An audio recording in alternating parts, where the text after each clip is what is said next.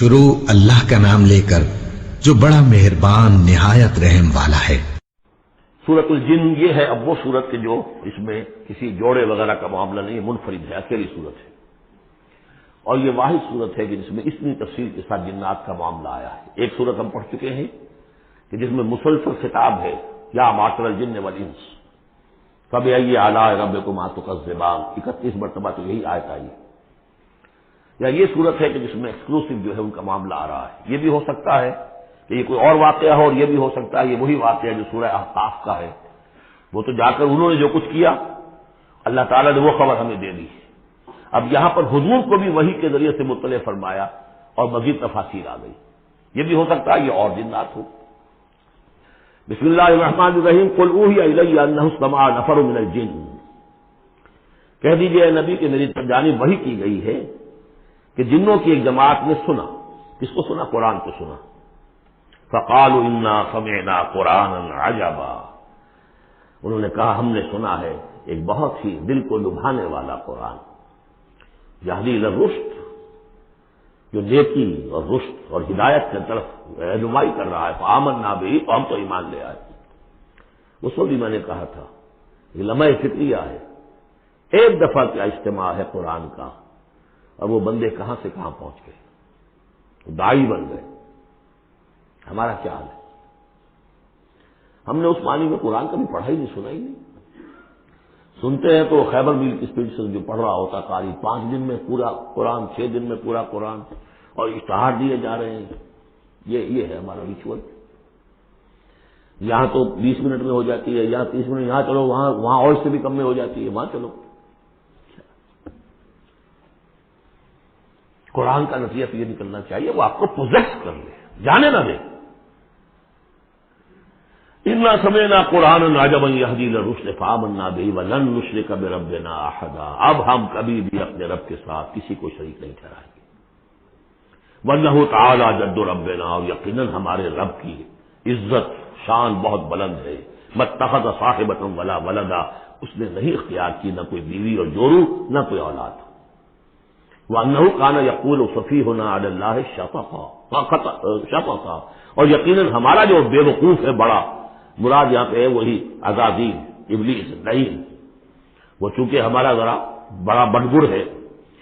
تو وہ جو کچھ کہتا رہا ہے اللہ کے بارے میں، وہ باتیں جو ہیں وہ بہت ہی غلط تھیں، شفق، خلاف حقیقت۔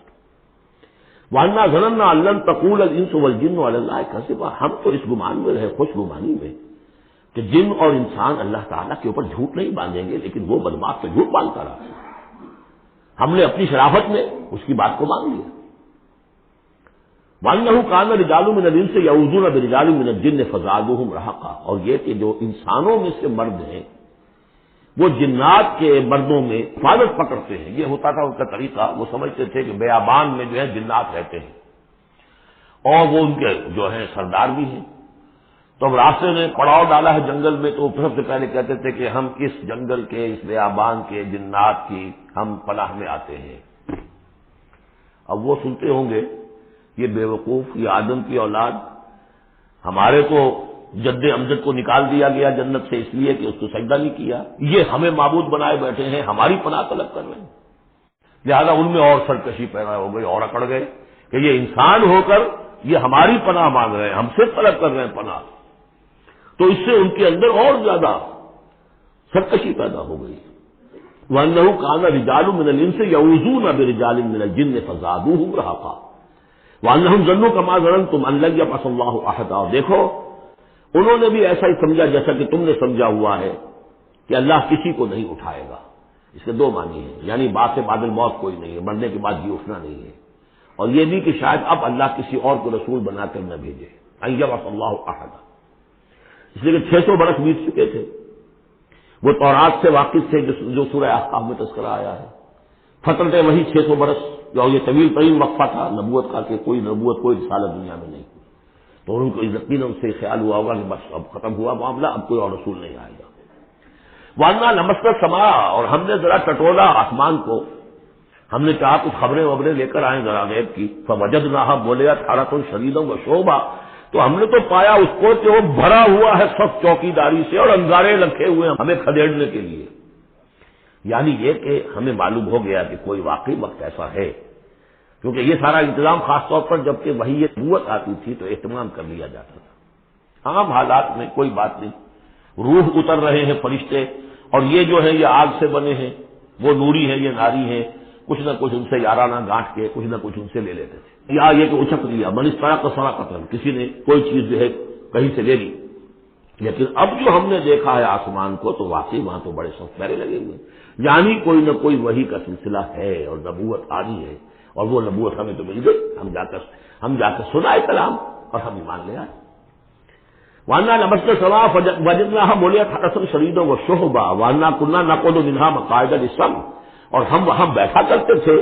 وہاں پہ گھاٹ میں بیٹھا کرتے تھے کچھ سنگل لینے کے لیے، مقعد بیٹھنے کی جگہ، مورچہ جہاں پہ بیٹھا جائے، ہم وہاں پر اپنے ٹھکانوں میں بیٹھا کرتے تھے۔ فمن يستمع الان، لیکن اب اگر کسی نے کچھ سننے کی کوشش کی، یجد له شهابا رصدا، وہ پائے گا اپنے واسطے ایک انگارہ گھات میں، میزائل پیچھا کرے گا۔ وَأَنَّا لَا نَدْرِي أَشَرٌّ أُرِيدَ بِمَنْ فِي الْأَرْضِ أَوْ أَرَادَ بِهِمْ رَبُّهُمْ رَشَدًا۔ معلوم ہوتا بہت بڑے عالم تھے یہ تورات کے جاننے والے، انہوں نے ایسی عظیم بات کہی ہے یہ،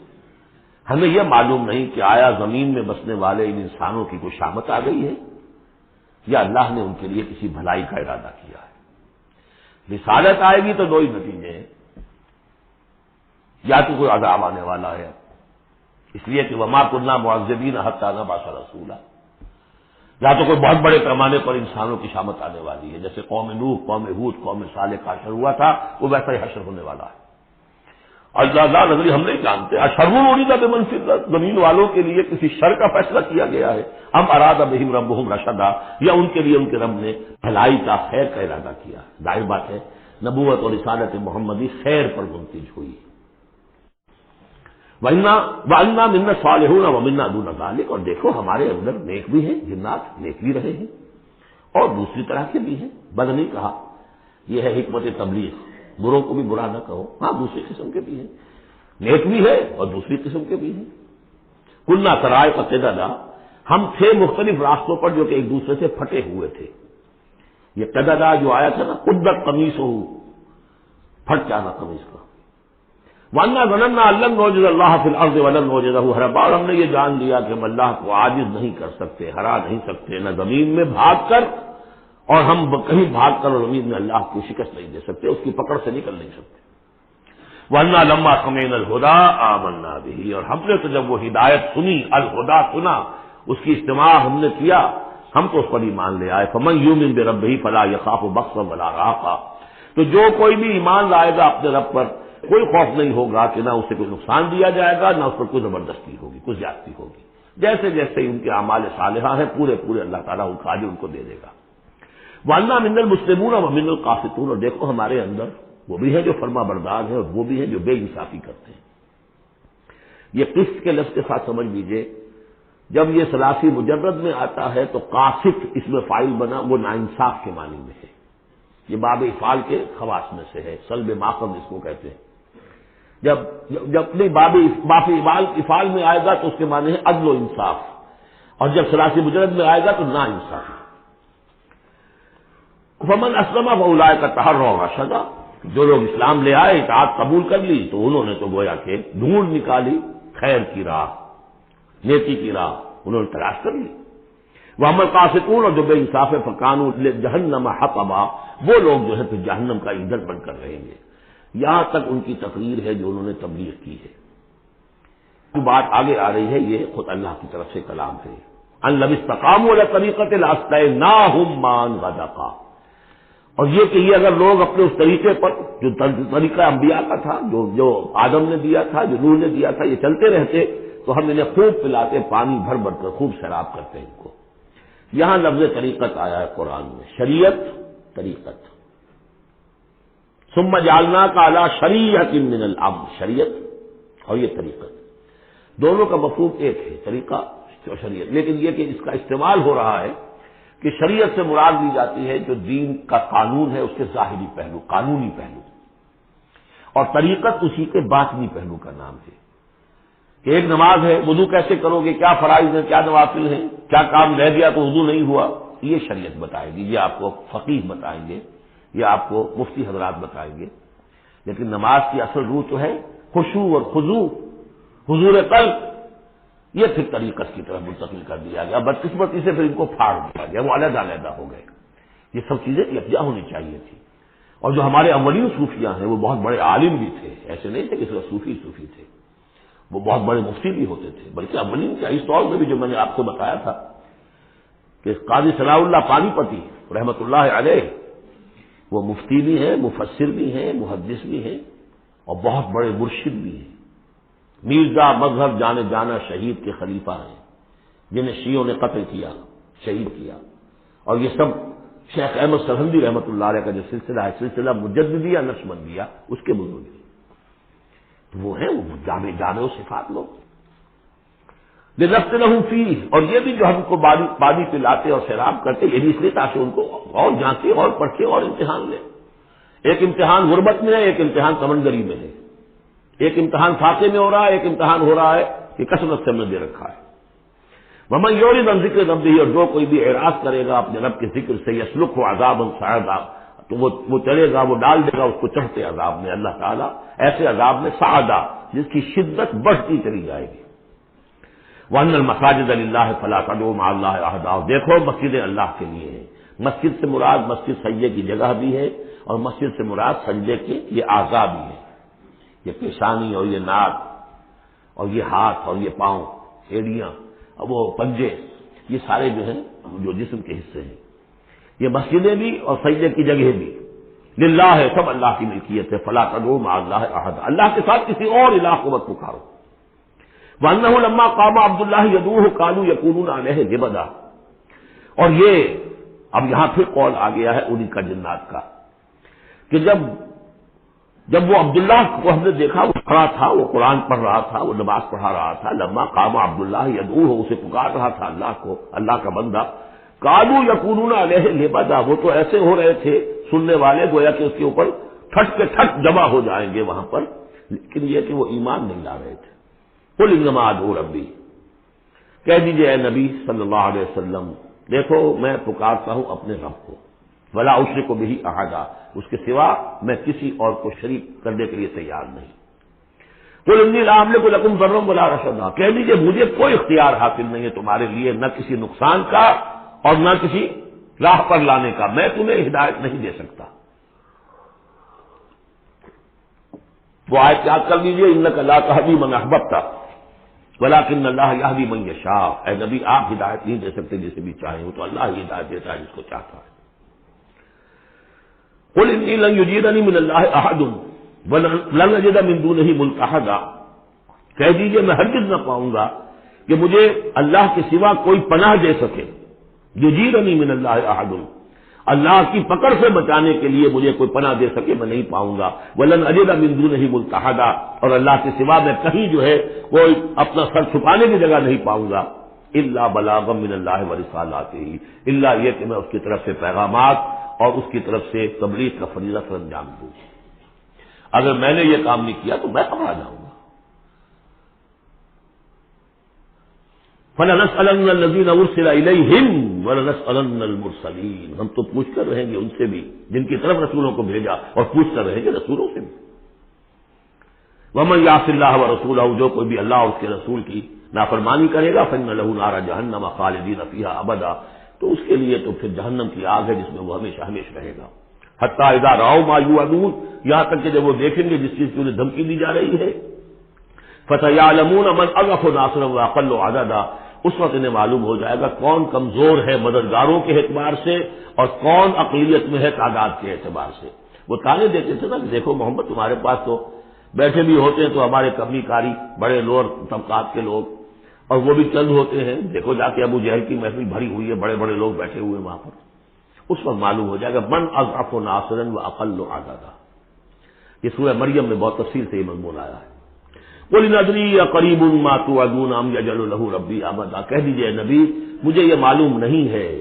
آیا جس چیز کا تم سے وعدہ کیا جا رہا ہے، جس چیز کی دھمکی دی جا رہی ہے، وعدہ اور وعید بنیاد ایک ہی اصل میں، اصل الفاظ ایک ہی ہے، وعید دھمکی، وعدہ، لیکن حروف اصلی وہی ہے۔ آیا وہ قریب آ چکی ہے اسے، یا ام یجعل لہ ربی امدا، یا یہ کہ میرا رب اس کے لیے ابھی کچھ مہلت دے، کوئی تمہاری رسی دراز کرے گی، میں نہیں جانتا۔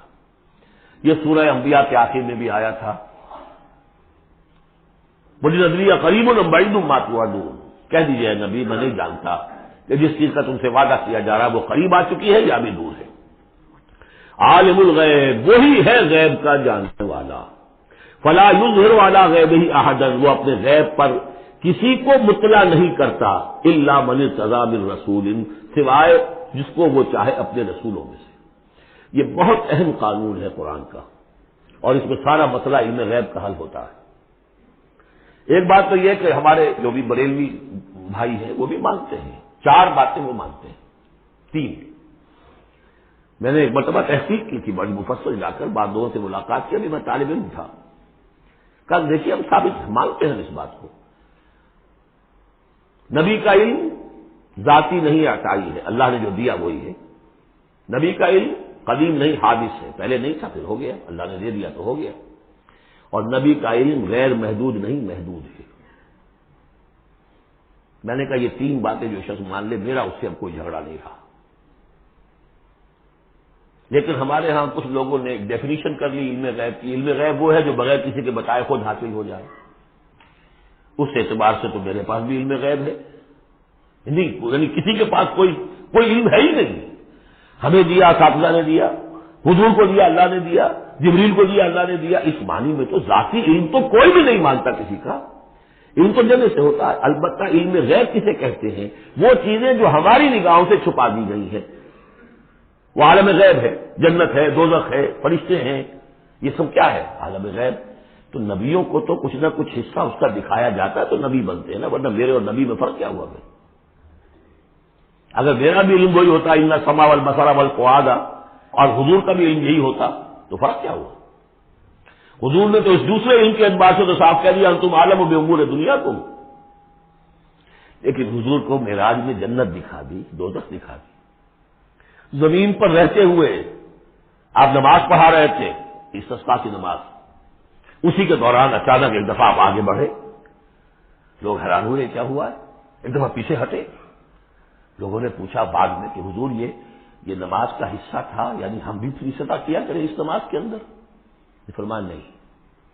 اصل میں میرے سامنے جنت لے آئی گئی، اب بے اختیار میرا ہاتھ بڑھ گیا کہ میں اس کا پھل توڑ لوں، اور میرے سامنے اس کے بعد دوزخ لے آئی گئی، اور اس کا جو بمکا آیا گرمی کا، اس سے میں بے اختیار پیچھے ہٹا۔ دنیا میں سیر کرا رہے ہیں، بہرحال یہ غیب ہی میں سے ہے، البتہ کل غیب، یہ جو مانے نبی کے لیے وہ کافر ہے، اور وہ مانتے ہیں، بریلوی بھی مانتے ہیں، کل غیب کا تو سوال ہی نہیں۔ نبی کا علم محدود ہے، نبی کا علم حادث ہے، نبی کا علم عطائی ہے۔ 3 باتیں مان لیجئے، باقی نبی کا علم کتنا تھا کتنا نہیں تھا یہ میں کون ہوں ناپنے والا، اور آپ کون ہیں ناپنے والے؟ دیا اللہ نے جو دیا، بتایا جو بتایا، اللہ خیر ہوتا۔ تو یہ عالم الغیب وہ ہے غیب کا جاننے والا، فلا یظہر علی غیبہ احدا، تو وہ نہیں مطلع کرتا اپنے غیب پر کسی کو، ہاں الا من ارتضی من رسول، سوائے اپنے رسولوں کے۔ کذالک نوری ابراہیم ملکوت السماوات والارض، ہم نہیں پڑھ چکے، ابراہیم کو بھی ملکوت دکھائے، حضور کو معراج کی سیر کرائی۔ الا من ارتضی من رسول فانہ یسلک من بین یدیہ ومن خلفہ رصدا، جس کو رسول بناتا ہے، غیب کی خبریں دیتا ہے، پھر اس کے آگے اور پیچھے وہ اپنے باڈی گارڈ رکھتا ہے، چوکیدار رکھتا ہے۔ یسلک من بین یدیہ، اس کے سامنے بھی، ومن خلفہ، پیچھے سے بھی چوکیدار، عبادت کرنے والے، لیعلم ان قد ابلغوا رسالات ربہم، تاکہ یہ بات بالکل واضح ہو جائے کہ انہوں نے واقعتاً اپنے رب کے پیغامات پہنچانے کا حق ادا کر دیا، جیسا کہ حضور نے پوچھ کر جواب لیا تھا، انا نشہد انک قد بلغت الرسالۃ وادیت الامانۃ وکشفت الغمۃ ونصحت الامۃ، ہم گواہ ہیں حضور۔ واحاط بما لدیہم، اور اللہ تعالیٰ جو کچھ ان کے پاس ہے سامنے سب کا احاطہ کیے ہوئے ہیں، واحصا کل شیء عددا، اور ہر شے کی اس کی جو انوینٹری ہے وہ بڑی مکمل ہے، کوئی چیز وہاں سے غائب ہونے والی نہیں ہے، ہر ایک کا عدد کے ساتھ حساب کتاب کا اسے رکھا ہوا ہے۔